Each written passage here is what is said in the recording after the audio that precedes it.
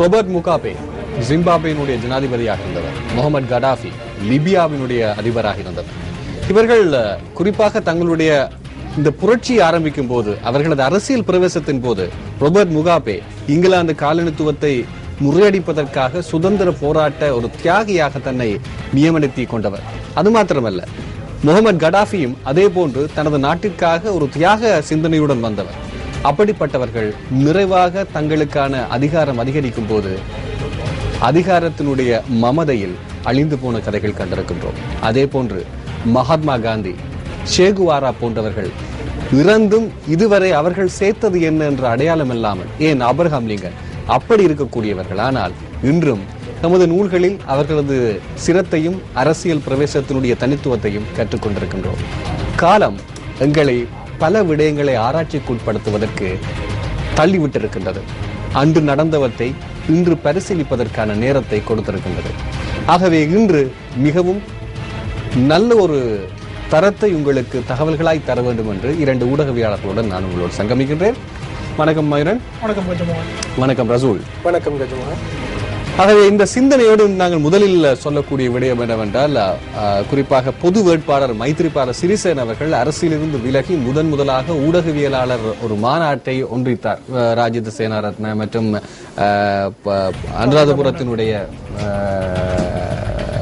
ஒரு துமிந்த திசாநாயக, சந்திரிகா பண்டாநாயக்க, குமாரதுங்க போன்றவர்களோடு இருந்த அர்ஜுன ரணதுங்க அவர்கள் வந்திருந்தார். அந்த மேடையில் குறிப்பிட்டிருந்தார், நாங்கள் எதிர்பார்க்கின்றோம் 25 பாராளுமன்ற உறுப்பினர்கள் நம்முடன் சேர்ந்து கொள்வார்கள், அரசியலிருந்து அன்னளவாக 20 பேர் தங்களுடன் சேர்ந்து கொள்வார் என்று ஒரு எதிர்வு கூறலை குறிப்பிட்டிருந்தார்.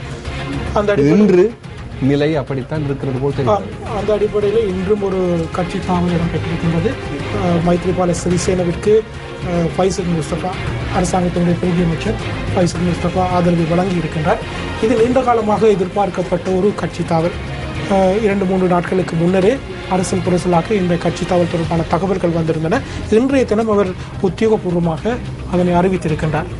இந்த கடந்த வார இறுதியிலே முஸ்லீம் காங்கிரஸ் ஆதரவை வழங்கியிருந்தது. அதற்கு முதல் ரிஷாட் பதியுதீனுடைய கட்சி ஆதரவை வழங்கியிருந்தது. இந்த அடிப்படையில் முஸ்லீம் மக்களுடைய ஏற்கனவே முஸ்லீம் மக்கள் தீர்மானத்திற்கு அமைய இந்த முஸ்லீம் தலைவர்கள் தற்போது செயல்பட்டுக் கொண்டிருக்கிறார்கள். அது ஒரு புறம் இருக்க, இன்றைய காலகட்டம், அதாவது இன்னும் தேர்தலுக்கு 7 நாட்கள் மட்டும்தான் இருக்கின்றன. தற்போது தேர்தல் மேடைகளிலே காரசாரமான வாத பிரிவிப்பு வாதங்கள் இடம்பெற்றுக் கொண்டிருக்கின்றன. ராஜித சேனாரத்ன அவர்கள் இன்றைய செய்தி அறிக்கையிலே பார்த்திருப்பீர்கள், 1948ஆம் ஆண்டிற்கு பின்னர், அதாவது சுதந்திரத்துக்கு பின்னர் இந்த 25 என்ற ஒரு பெரிய அளவிலான தொகை பாராளுமன்ற உறுப்பினர்கள் ஒரு ஆட்சி மாற்றத்திற்காக மாறியிருக்கின்ற சந்தர்ப்பம் இந்த சந்தர்ப்பம் என்று குறிப்பிட்டிருக்கிறார். கவனித்துக் கொள்ள வேண்டிய ஒரு விஷயம். அதே தருணம் புதிதாக ஒரு 10 லட்சம் பேர் வரை இளைஞர்கள் 18 வயதை அண்மித்து அவர்கள் முதலாக வாக்குகள் வழங்குவதற்கு தயாராக இருக்கின்றார்கள், அதுவும் ஜனாதிபதி தேர்தலில். ஆம் கஜமோகன், அதாவது நீங்கள் ஆரம்பத்தில் சொன்ன அந்த அறிமுக உரையோடு நான் ஆரம்பிக்க எதிர்பார்க்கிறேன். அதாவது நீங்கள் குறிப்பிட்டீர்கள், லிபியா, ஜிம்பாப்வே போன்ற நாடுகளில் தலைவர்கள் அவர்கள் என்ன சேர்த்து வைத்திருக்கின்றார்கள், அல்லது சேகுரா, காந்தி ஆகியோரை நீங்கள் முன்னுதாரணமாக காட்டினீர்கள். இதிலிருந்து நமக்கு என்ன தெரிகின்றது என்றால், அதிகாரம் மட்டுப்படுத்தப்படாமல் இருக்கின்ற பொழுது ஏற்படுகின்ற விளைவுகளை நாம் உலகில் கண்டறிய கருத்து. அதாவது ஒரு அதிகாரம் நீண்ட காலமாக இருக்குமா இருந்தால் ஒருவரிடம் அது தவறான ஒரு அணுகுமுறை கொண்டு வரும் என்று சொல்கிறீர்கள். அதாவது மட்டுப்படுத்தப்பட்ட அதிகாரங்கள் இருப்பதில், அதாவது பொறுப்பு கூறத்தக்க அதிகாரங்கள் இருந்தால் அதில் பிரச்சனை ஏற்பட மாட்டது. ஏனென்றால் மக்கள் இறுதியில் மக்களுக்குத்தான் அந்த அதிகாரம் போய் சேருகின்றது. ஆக மக்களுக்கு பதில் கூறக்கூடிய அதிகாரங்களை கொண்டு அந்த நிர்வாகம் அல்லது ஆட்சி அமைகின்ற பொழுது அது சிறப்பாக இருக்கும். அதிகாரங்கள் வரம்பு மீறி, எல்லை மீறி இருக்கின்ற பொழுதுதான் உலகிலே நாம் பல உதாரணங்களை காட்டியிருக்கின்றோம். அதனை புதிதாக கூற தேவையில்லை. எனவே தற்பொழுது நீங்கள் கேட்ட கேள்வி, அதாவது 10 லட்சம் இளைய தலைமுறையினர், அதாவது இந்த இளைய தலைமுறையினர் குறிப்பாக சமூக வலைத்தளங்களோடு இணைந்து போகக்கூடியவர்கள், அதிக அளவில் சமூக வலைதளங்கள், குறிப்பாக ஃபேஸ்புக், ட்விட்டர் போன்ற இணையதளங்களை பயன்படுத்துகின்றவர்கள். ஆக இந்த தலைமுறையினரிடையே வேகமாக தகவல்கள் செல்கின்றன. ஆக அவர்கள் தொடர்ந்தும் அந்த செய்திகளோடு இளைஞர்கள் ஒன்றி போயிருக்கின்றார்கள். எனவே நாளுக்கு நாள் நாட்டில் இடம்பெறுகின்ற விடயங்களை, அதாவது முதிர்ச்சி அடைந்த பெரியோர்கள் மாத்திரம்தான் அரசியல் தொடர்பில் அவதானம் செலுத்த வேண்டும் என்றில்லாமல் 18 வயதுக்கு மேற்பட்ட வாக்குரிமை உள்ள அனைத்து தரப்பினரும் இந்த இலங்கையிலே இருக்கின்ற கள நிலவரங்கள் இலங்கை மட்டுமல்ல சர்வதேச ரீதியாக அவதானம் செலுத்துகிறார்கள். ஆக இந்த தேர்தலிலே இந்த 10 லட்சம் இளைய தலைமுறையினரின் வாக்குகள் நிச்சயமாக ஒரு தீர்மானமிக்க ஒரு விடயமாக அதற்காகத்தான் ரசூல் சொன்னதை கூட அதற்காகத்தான் என்னுடைய கருத்தின்படி அந்த இளைஞர்கள் சினிமா முகம் கொண்டவர்கள், சினிமாவின் பின்னால் போகக்கூடியவர்கள், சினிமா கதாநாயகர்களுடைய ரசிகர்களாக இருக்கக்கூடியவர்கள். சல்மான் கானுடைய வருகையும் அதை ஒட்டியதாகத்தான் இருக்கும் என்பது எனது பார்வை. இருந்தாலும் அரசாங்கம் அதை தற்போது மறுதளிக்கின்றது. இருந்தாலும் கூட அந்த இளைஞர்கள் ஒரு கதாநாயகனுடைய ரசிகன் என்பதற்காக வாக்குச்சாவடிக்கு சென்று வாக்களிப்பார் என்பது ஏற்றுக்கொள்ள முடியாத ஒரு நிலை. ஏன் அப்படி ஏற்றுக்கொள்ள முடியாத நினைக்கின்றீர்கள்? அதில் ஒரு குறிப்பிட்ட விகிதம் அதற்கு சாதகமாக செல்லக்கூடிய வாய்ப்புகள் இல்லையா? இலங்கை போன்ற ஒரு படிப்பறிவுள்ள, இலங்கை போன்ற ஒரு யதார்த்தமான இளைஞர்களை கொண்ட ஒரு நாட்டிலே அது சாத்தியமற்றது என்பது எனது தனிப்பட்ட கருத்து. இது ஒரு புறம் இருக்க, இன்னொரு விடயத்தை நான் ஞாபகப்படுத்த வேண்டும். குறிப்பாக இலங்கையை எடுத்துக்கொண்டுமாக இருந்தால் யுத்தத்தினுடைய பிதாமகன், சுத்தத்தை நிறுத்தி ஒரு சமநிலை கொண்டு வந்த பிதாமகன் என்கின்ற போர்வையில் தான் ஜனாதிபதி மஹிந்த ராஜபக்ச அவர்களுடைய அனைத்து பதாதைகளும், குறிப்பாக மிகப்பெரிய கண்காட்சி திரைக்கூடங்களும் தகவல் கூறிக்கொண்டிருக்கின்றன. நாட்டுக்கு எதிராக எவ்வகையான செயற்பாடுகளில் குறிப்பாக எதிர்த்தரப்பினர் ஈடுபட்டார்கள் என்ற படங்கள் உள்ளடங்களாக அவை தொடர்ந்து திரையிடப்பட்ட வண்ணம் இருக்கின்றன. வீடியோரங்களில் நாங்கள் பார்க்கக்கூடியதாக இருக்கின்றது. இந்த இடத்துல எனக்கு ஒரு ஞாபகம், வின்ஸ்டன் சர்ச்சில் அவர்கள் உங்களுக்கு தெரியும், 2வது உலக மகா யுத்தத்தின் போது குறிப்பாக நேச படையணி மிக பாரிய அளவிலே தோல்வி அடைந்து கொண்டு வந்தது. அந்த நேரத்திலே நீங்கள் பார்த்திருப்பீர்கள், மீண்டும் ஜெர்மனியினுடைய நாசி படைகளை வெல்லுவதற்கு இவரது உரை, குறிப்பா வின்ஸ்டன் சர்ச்சிலினுடைய அந்த உரமான உரை மிகப்பெரிய முக்கியத்துவம் கொண்டதாக இருந்தது. அதன் பின்னர் மிகப்பெரிய வெற்றி இந்த அணியினருக்கு கிடைத்தது. ஆனால் உடனடியாக நடந்த அடுத்த தேர்தலில் வின்ஸ்டன் சர்ச்சில் அவர்கள் மக்களால் விரட்டி அடிக்கப்பட்டார். ஒரு விடயத்தை குறிக்க வேண்டும். அதாவது நான் இலங்கை உதாரணத்தை இங்கே கொண்டு வருகின்றேன். 1994ஆம் ஆண்டு ஜனாதிபதி தேர்தலிலே சந்திரிகா பண்டாரநாயக்க குமாரதுங்க அவர்கள் தேர்தலில் வெற்றி பெற்றார். அந்த தேர்தலிலே வெற்றி பெறுவதற்கு அவர் பாவித்த ஒரு ஆயுதம் சமாதானம். நாட்டிலே யுத்தம் நிலவி கொண்டிருந்த காலம், சமாதானம் என்ற ஒரு சொல்லை பாவித்து அவர் 67 விதமான வாக்குகளை பெற்றிருந்தார். இலங்கை வரலாற்றில் அதிகப்படியான வாக்கு, அதாவது 160 தேர்தல் தொகுதிகளிலே 159 தேர்தல் தொகுதி மஹிங்கனை தவிர 159 தேர்தல் தொகுதிகளிலே சந்திரிகா பண்டாரநாயக்க குமாரதுங்க வெற்றியிட்டிருந்தார். அதே அப்படியே நீங்கள் முன்னோக்கி பார்த்தால், அதாவது 2010ஆம் ஆண்டு தேர்தலிலே ஜனாதிபதி மஹிந்த ராஜபக்ச யுத்தத்தை வென்று பயங்கரவாதத்தை நான் தோற்கடித்து விட்டேன் என்று பிரச்சாரம் செய்த சிங்கள மக்கள் மத்தியிலே ஒரு யுத்தத்தை, நீங்கள் கூறியது போல யுத்தத்தை வென்ற ஒரு பிதாமகர் என்ற அடிப்படையிலே அவர் அங்கே போட்டியிட்டிருந்தார். அந்த பிரச்சாரம் முழுவதும் யுத்தத்திலே வென்று 30 வருட யுத்தம் ஒடுக்கப்பட்டு விட்டது என்ற ஒன்று பெரிய ஒரு பிரச்சாரம் முன்னெடுக்கப்பட்டு கிடைத்த வாக்குகள் 57 வீதம். எனவே இலங்கை மக்கள் எப்பொழுதும் சமாதானம் என்ற விடயத்திற்கும் இன நல்லுறவு என்ற விடயத்திற்கும் முக்கியத்துவம் கொடுத்து வந்திருக்கிறது நீங்கள் காணக்கூடியதாக இருக்கும். அதிலே இன்னொரு விடயம், 2005ஆம் ஆண்டு ஜனாதிபதி தேர்தலை பொறுத்தளவிலே 2 பேரும் ஒரு சமமான நிலை ஏற்பட்டிருந்தது. 2010ஆம் ஆண்டு என்னதான் யுத்தத்தை குறித்து பிரச்சாரத்தை முன்னெடுத்திருந்தாலும் 94ஆம் ஆண்டை விட குறைய ஒரு விதத்தை தான் மக்கள் பதிவு செய்திருந்தார். இப்போது நாங்கள் ஒரு விளம்பர இடைவெளியை பார்த்து மீண்டும் தொடரலாம் இன்று நிகழ்ச்சிகளை. நாங்கள் பார்த்து கொண்டிருக்கின்றோம் இன்று நிகழ்ச்சியினை. தனிப்பட்ட ஒருவராக இன்று நாங்கள் இந்த நிகழ்ச்சியிலே நாங்கள் நடத்தி கொண்டிருப்பதற்கான காரணம், தனிப்பட்ட ஒருவராக நான் இருந்து இங்கே இருக்கக்கூடிய 2 ஊடகவியலாளரை வைத்து நடத்தி கொண்டிருப்பதற்கான மிக முக்கியமான காரணம் என்னவென்றால், இந்த ஜனாதிபதி தேர்தலில் இருக்கக்கூடிய அந்த வெப்பம் எப்படி இருக்கிறது என்பதை மையப்படுத்தியதை தான் நாங்கள் பார்த்து கொண்டிருக்கிறோம். இப்போது ஓரளவு எதிர்வு கூடக்கூடிய சூழலில் இந்த தேர்தல் களம் இருப்பதாக குறிப்பாக ஊடகவியலாளர்களும் கல்விமான்களும் கூறுகின்றனர். உங்கள் விடயம்? குறிப்பாக கடந்த 3 நாட்களாக அரசாங்க தரப்பில், குறிப்பாக நிமால் சிறிபாலடி சில்வா அமைச்சர் கூறியிருந்தார், 54 வீத வாக்கு முன்னிலையில் ஜனாதிபதி வெற்றி பெறுவார் என்று இப்போதைக்கு அவர் முன்னிலையில் இருக்கின்றார்.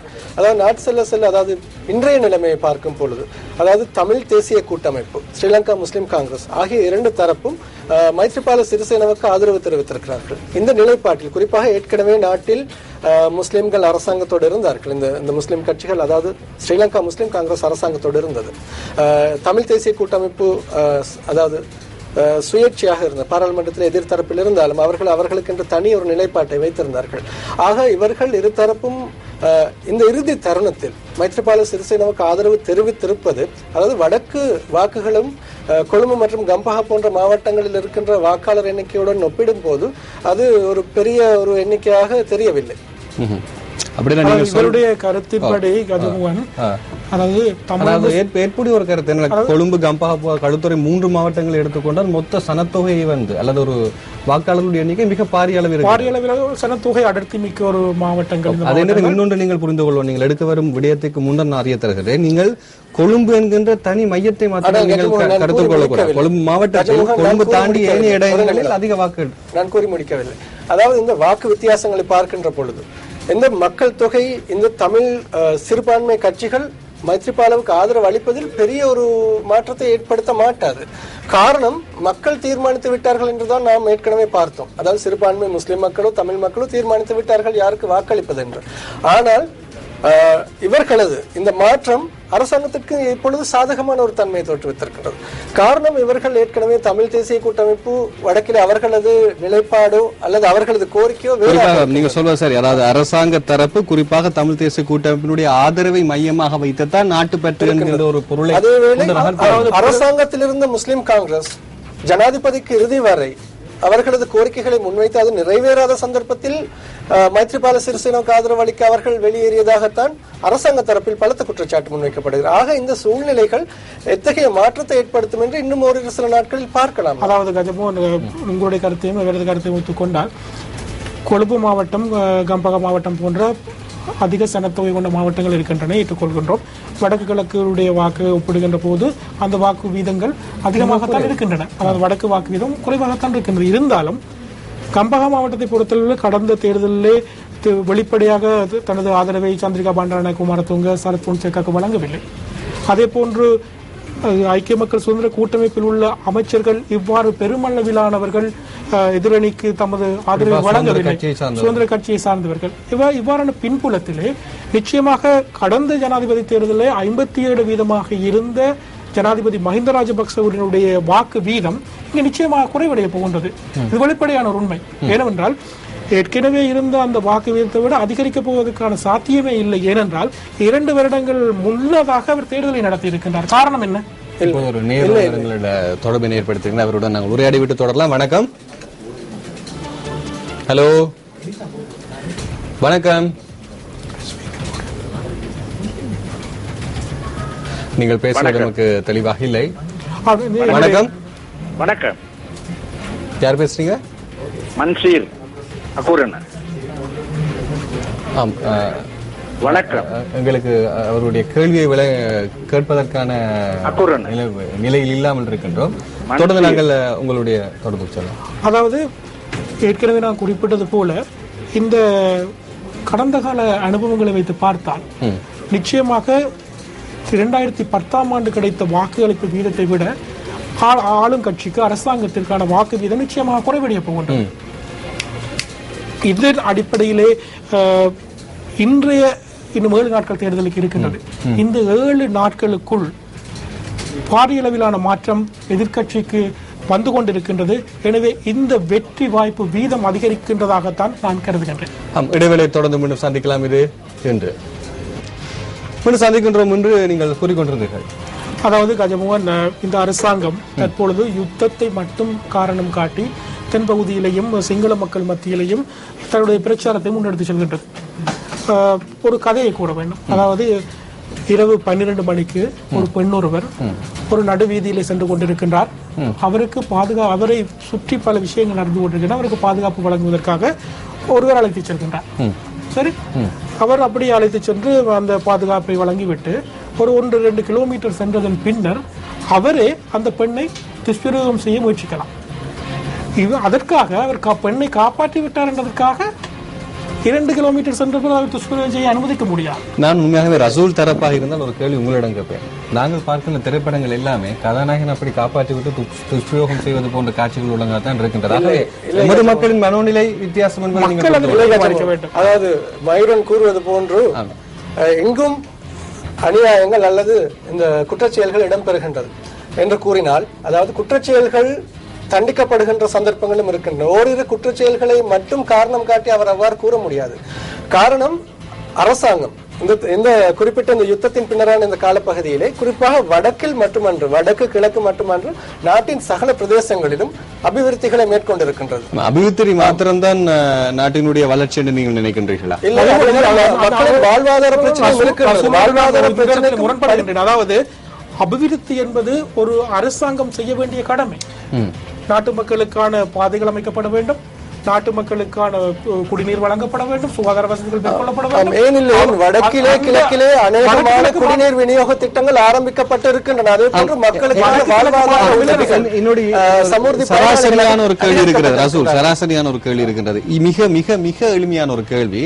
மொத்தமாக நாங்கள் வாங்குகின்ற பொருள்களினுடைய சேவைகளினுடைய வரி, இதை மொத்தமாக 10 ஆண்டுகளுக்கு நீங்கள் எடுத்துக்கொள்ளுங்கள். எடுத்துக்கொண்டு 10 ஆண்டுகளிலே அபிவிருத்தியை நோக்கி நாங்கள் பயணித்ததனுடைய மொத்த பெருமானம் எவ்வளவு என்று பாருங்கள். அதே நேரம் வெளிநாட்டில் இருந்து எடுத்த கடன் தொகையை பாருங்கள், கடன் தொகைக்கு கொடுக்கும் வட்டியை பாருங்கள். சாதாரண மக்களை பொறுத்தளவிலே குறிப்பிட்ட சின்ன உதாரணத்தை கொடுக்கின்றேன். 1994ஆம் ஆண்டு 98ஆம் ஆண்டு ஒரு கேஸ் சிலிண்டருடைய விலை 250 ரூபாய், இன்று 2000 ரூபாய், 10 மடங்காக அதிகரிக்கின்றது. பணவீக்கம் அதிகரிக்கின்றது. அதனை நான் இல்லை என்று சொல்லவில்லை. ஆனால் நாடொன்று முன்னேறுகின்ற பொழுது, அபிவிருத்தியை நோக்கி செல்கின்ற பொழுது அந்த நாடு, அதாவது அந்த நாட்டிற்குள் தன்னிச்சை ஏற்பட வேண்டும், அதாவது தன்னிறைவு ஏற்பட வேண்டும். அந்த தன்னிறைவை அடைவதற்காக மக்கள் தியாகம் செய்ய வேண்டும். இந்த இடத்தோடு இன்றைய நாங்கள் நிறைவு செய்வதற்கான நேரம் நெருங்கிவிட்டது. மீண்டும் நாளை சந்திப்போம் என்று கூறி விடைபெறுகிறோம். நன்றி, வணக்கம்.